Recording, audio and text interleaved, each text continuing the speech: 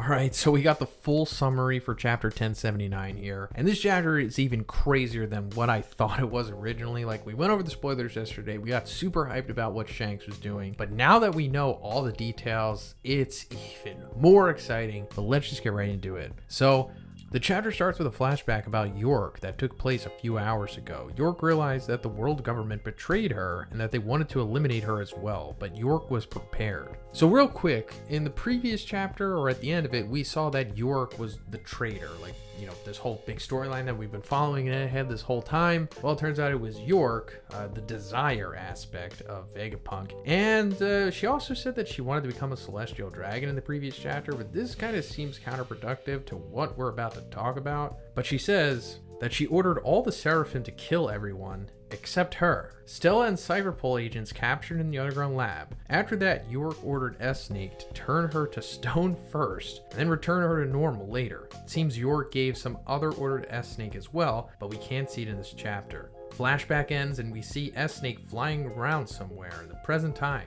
The evacuation of Egghead Island continues. So yeah, we did see this in the last two chapters, like S-Snake did turn York to stone, and after it was revealed that York was a traitor, we were like, okay, so I guess she told S-Snake to do that so the audience and the other people on Egghead wouldn't speculate or be suspicious of her, and yeah, that's the case, but also her wanted to be a celestial dragon. I guess this is her plan. Like, she thinks that if she has all of this, you know, put together for when Kizaru and Saturn get there, or just the rest of the Marines, she could be like, hey, look, I have all this together for you. I killed all the Vegapunks. So, you know, let me be a celestial dragon, or let me be the only Vegapunk, and I'll work with you. I'll essentially be the true version of Vegapunk that you wanted. So I guess that's like her plan here. And the fact that she's like escaping, I guess she's going to survive and be like one of the main villains, right, going forward, like the evil Vegapunk, and then we'll have like the good one, Stella, who may or may not be with the Straw Hats at this point. Like, I don't think we're finding out what's happening with him, because at the end of the previous chapter we saw her like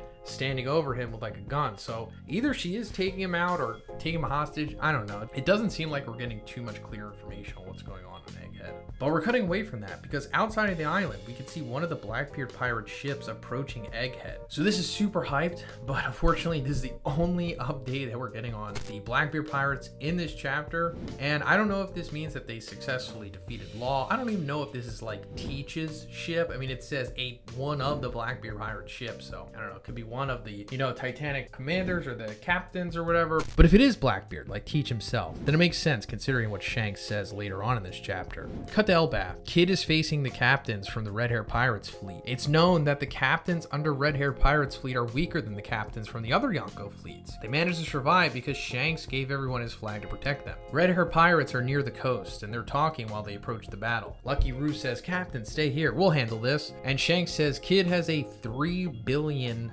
berry bounty. Don't underestimate youngster growth. And then he asks Hongo if there's any intel about Blackbeard. And Hongo replies that they only know Blackbeard left Hachinosu, Pirate Island, but nothing else. And Shanks says, I thought Blackbeard would show up at Wano, but he didn't. So, before we go any further, let me just break this down. So, like he's saying here, Shanks thought that Blackbeard would go to Wano. And I guess this is like Oda trying to clear up why Shanks did show up to Wano like a couple chapters back when he scared off Green Bull. I mean, obviously that was for promoting Film Red because it was just so out of place and random at the time. But I think Oda realizes that a lot of the readers were like, you know, that was a little sketch. But now this is clearing it up. It's like, oh, Shanks went to Wano because he thought Blackbeard was there. Going back to Blackbeard, what we were just talking about, I guess this means that instead of going to Wano, he decided to go to Egghead. And this could line up with like everything else that's happening and they could all converge there. That just seems a little too good to be true. And it seems like a lot of the stuff that's happening with Egghead, or the conclusion of all these events, is going to be off-paneled by Oda. He likes doing that stuff. And then we just find out afterwards what had happened and kind of put the pieces together over the span of like 100 chapters. Shanks asks Yasopp if the Kid Pirate's wounds from Wano's battle are already healed before starting the battle. And Yasopp says, they seem perfectly healthy, Captain.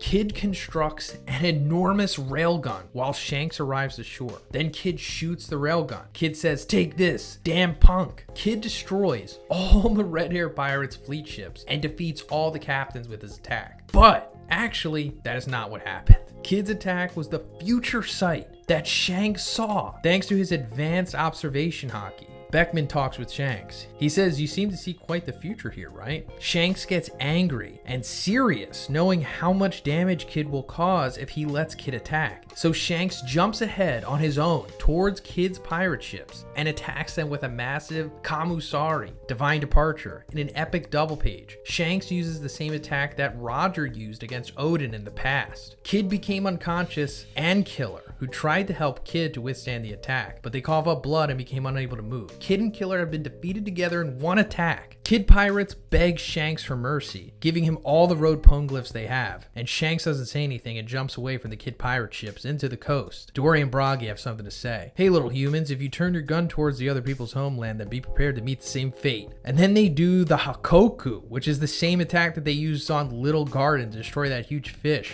but they're using it to destroy the Victoria Punk, which is like the Kid pirate's ship, and the entire crew drowns in the sea. And the narrator says the 3 billion berry bounty Eustace Kid and his crew are completely annihilated. End of chapter, break next week. Holy freaking crap, guys. Like I said, this is one of the craziest chapters ever, especially for me because I love Shanks, and this is a long time coming. We're finally seeing him do like a crazy attack, actually fighting for real, and it's kind of like what we expected, or at least on this channel, what we've been speculating about for a while now. And it's that Shanks would fight like Roger, because also in the video games, we see him using like advanced cockroach hockey lightning and stuff like that with his attacks coming from his sword. And since it's pretty much been confirmed that he doesn't have a devil fruit, we expected that he'd be using like the highest levels of, hockey in every aspect, and he's definitely doing that. Like, this is an amazing sequence, and it's so crazy that Oda can keep doing this like over 1,079 chapters in the series. But it's like we see this in crazy sequence play out with Kid firing off his railgun, his damned punk. Same thing that he used to defeat Big Mom, with the assistance of Law, of course. But no, with Shanks, he just sees that like 5 minutes ahead of time, and it's like, nah,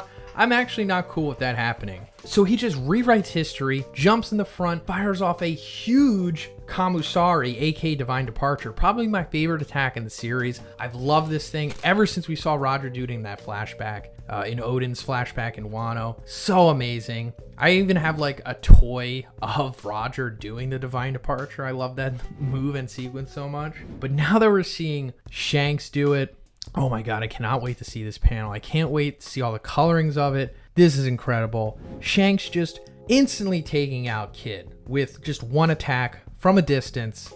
Shanks is, I think this is confirming that he is by far the strongest pirate in the series. Stronger than Kaido. Yes, I said it. I don't even want to hear this anymore. I think he's way stronger than Kaido. Maybe not physically brute strength. Like, I'm sure Kaido can deadlift more than Shanks, but in an all-out battle, I'm pretty sure Shanks would win. This is so cool, and I doubt that Kid is dead, although it's really not looking good for him. I think somebody's going to save him. Like, one of the giants are going to jump in there and like pull them out of the water and be like, "You learned your lesson, right? Now be good," because, I think the Straw Hats are going to be showing up to Elbaf in the next arc, right? I mean, I don't know if they're exactly leaving Egghead right now, but it seems like everybody is. Not really sure. Like I said, I think a lot of that stuff's going to be off-paneled, but it's looking like the Straw Hats are going to wind up at Elbaf, and they're going to see Kid pirates there who are all defeated, talk to them about Shanks. I think Elbaf is going to be like one of the biggest exposition arcs in the series, because we got to talk about all the stuff with Kid and Shanks. Then, of course, we got to talk to the Burn Man, aka Saul. He's got to reunite with Robin, tell everybody about all the Ohara stuff. And then, of course, we need to figure out all the Prince Loki stuff. We need to have Usopp's character arc. So much going down. Future of the series is so exciting, and it just got even better with Shanks just showing us how unbelievably powerful he is. And it is so exciting. He is like the perfect next level up for Luffy to go after, because, he kind of has to fight him at this point. It was established that he's going to do it, at least in Punk Hazard. So that's pretty much it for this one, guys. Let me know what you think about the chapter in the comments, and if you like the video, please give it a like and please subscribe if you haven't already. Have a great day. I'll see you in the next one.